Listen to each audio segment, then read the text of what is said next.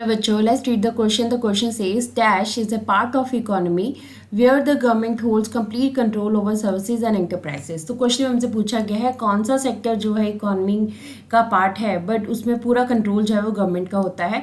Option में हमारे पास है private sector, economic sector, public sector या टर्शी सेक्टर. तो 4 सेक्टर्स बताए गए, हमें राइट आंसर जो है वो सेलेक्ट करना है. उसके लिए आइए आंसर पर देखते हैं हम. अगर हम प्राइवेट सेक्टर की बात करते हैं, हर ऑप्शन को अगर हम देखें तो प्राइवेट सेक्टर में हमारे पास क्या होता है, वो सेक्टर जिसमें जो एंटरप्राइजेज होती है, सर्विसेज होती है, वो इंडिविजुअल या ग्रुप ऑफ इंडिविजुअल के पास होती हैं, तो वो उसे प्राइवेट सेक्टर कहते हैं. हमारे पास जैसे कि रिलायंस है या हमारे पास जो है टाटा है.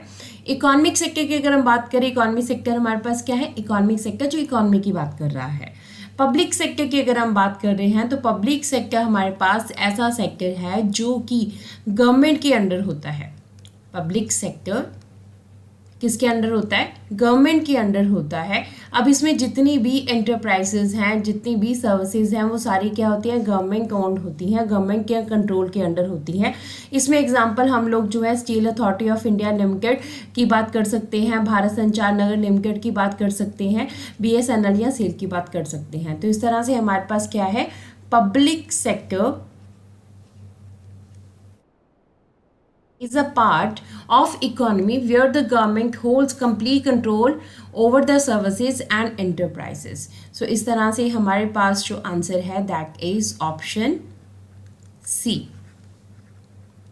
Hope so you understood the question as well as the answer. Thank you.